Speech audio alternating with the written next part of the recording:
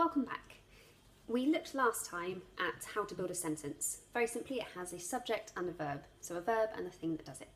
This is really helpful to know because once you know that, you can start to build much more elaborate sentences. There are two main other types of sentence that we can build, apart from just a simple sentence. We can build a compound sentence, or we can build a complex sentence.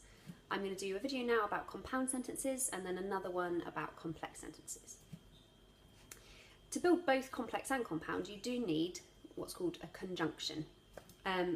Similar to a junction on a road, a conjunction is a small word that connects two pieces of a sentence. Sometimes it's called a connective, but the terminology now is conjunction. So you can think of it like a junction.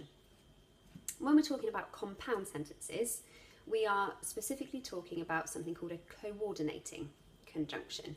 Coordinating means it's going to make two parts of a sentence work together, so they're going to coordinate. Coordinating conjunctions can be the following, and we can use the abbreviation of, or an acronym of fanboys. So for, and, nor, but, or, yet, and so. Some of them have similar meanings to each other. You'll probably be familiar with loads of different ways to use those. And very simply, we can sometimes switch them around, but sometimes can't.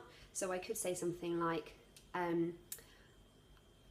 love eating cake and I really like going to the cinema. Or I could switch it and say, I really like going to the cinema and I love eating cake. But sometimes it doesn't work to switch them around. I could say something like, the rain didn't fall, so my grass is rubbish. I couldn't say it the other way around. I couldn't say, my grass is rubbish, so the rain didn't fall. So you need to think about which way around you're using them. When we're using the words and but, this is a really simple thing that's sort of intuitive to us, and no one ever explained this to me. One of the children asked about it a year or so ago, so I had to figure out what was going on. And it's a really useful thing to think about. So with the word and or but, we can have either positive or negative statements, very simply good or bad. If we're having two of the same, we would use and. So I might say something like, I have to do my homework and it's raining outside. Two bad things together.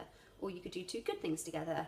I am going on holiday and I get to have an ice cream. Two good things together. If you're going to use the word but, you'll use one positive and one negative, and they can be alternated usually. So I could do something like, I have to do my homework, but I can watch TV when I finish.